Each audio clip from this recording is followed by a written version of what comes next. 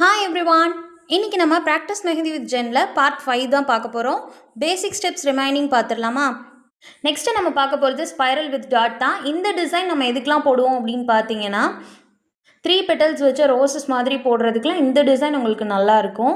So இதை நீங்கள் போடும் போது நேற்று போட்ட மாதிரியே ஒரு குட்டி சர்க்கிள் ட்ரா பண்ணிவிட்டு அதில் குறைஞ்சது ஒரு 3 சுத்தாவது சுற்றிட்டு நீங்கள் ஒரு டாட் வச்சிங்க அப்படின்னா ஸ்பைரல் வித் டாட் பர்ஃபெக்டாக இருக்கும். மண்டலா டிசைன்ஸ் போடுறப்பெல்லாம் நீங்கள் இந்த ஸ்பைரல் வித் டாட் யூஸ் பண்ணி 3 பெட்டல்ஸ் ஃப்ளவர்ஸ்லாம் போடும்போது ரொம்பவே பார்க்க அழகாக இருக்கும். ஸ்பைரலுக்கும் ஸ்பைரல் வித் டாட்ஸ்க்கும் ரொம்பலாம் டிஃப்ரென்ஸ் கிடையாது. நீங்கள் ஸ்பைரல் போட்டுட்டு சென்டரில் மட்டும் நீங்கள் டாட் வைக்கிற மாதிரி இருக்கும், அவ்வளோதான். ஃபர்ஸ்ட் டைம் போடுறப்போ அந்த 3 சுற்றுறது கஷ்டமாக இருக்கும். கொஞ்சம் பெருசாக ட்ரை பண்ணிவிட்டு அடுத்து கொஞ்சம் கொஞ்சமாக சின்ன சின்னதாக கொண்டு போங்க, உங்களுக்கு அது சூப்பராக வரும். நெக்ஸ்ட்டு ட்ராப்ஸ் எப்படி போட போகிறோன்னு தான் பார்க்க போகிறோம். அது ஒரு ரெயின் ட்ராப் மாதிரி தான் போடணும். ஸோ நீங்கள் அது லைட்டாக ஒரு டாட் வச்சுட்டு கீழே லைட்டாக இழுத்து விட்டிங்கனாலே உங்களுக்கு ட்ராப்ஸ் ஃபார்ம் ஆகிடும். இந்த ட்ராப்ஸை நீங்கள் மண்டலா டிசைன் போடும் போதோ இல்லை ஃபிங்கர்ஸ்க்கு போடும் போதோ இல்லை பார்டர்ஸ் ஆர் பெல்ட்ஸ் போடும் போது நீங்கள் யூஸ் பண்ணிக்கலாம். கொஞ்சம் ஒரு லாங் ப்ரெஸ் கொடுத்துட்டு கீழே லைட்டாக இழுத்து விட்டிங்கனாலே ட்ராப் சூப்பராக இருக்கும். நம்ம கை ரிஸ்ட்டில் போடக்கூடிய பார்டர்ஸ் அண்ட் பெல்ட்ஸில் ஒரு லைன் ட்ரா பண்ணிவிட்டு மேலேயும் கீழேயும் நீங்கள் இந்த ட்ராப்ஸ் போடுறப்போ கூட சென்டர் நீங்கள் மெயின் டிசைனாக நீங்கள் இது கொடுக்குறப்போ உங்களுக்கு ரொம்பவே சூப்பரான ஒரு டிசைன் கிடைக்கும்.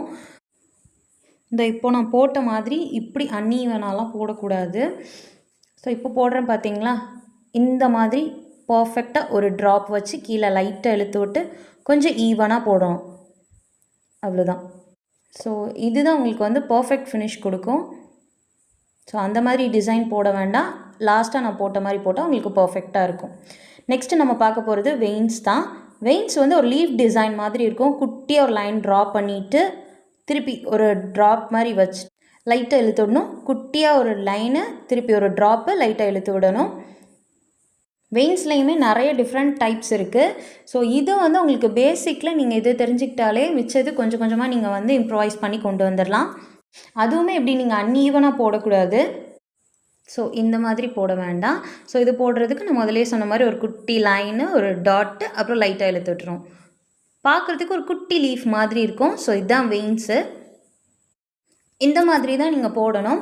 ஸோ நெக்ஸ்ட்டு இந்த பேசிக் ஸ்டெப்ஸை வச்சுட்டு நம்ம எப்படி பார்டர் ஆர் பெல்ட் போடலான்னு பார்க்கலாம். ஃபர்ஸ்ட்டு திக் லைன் தான் போடணும். திக் லைனுக்கு என்ன பண்ணியிருப்போம்னா ஒரு லைன் ட்ரா பண்ணிவிட்டு குட்டி டிஸ்டன்ஸ் விட்டு நெக்ஸ்ட் லைன் ட்ரா பண்ணியிருப்போம்.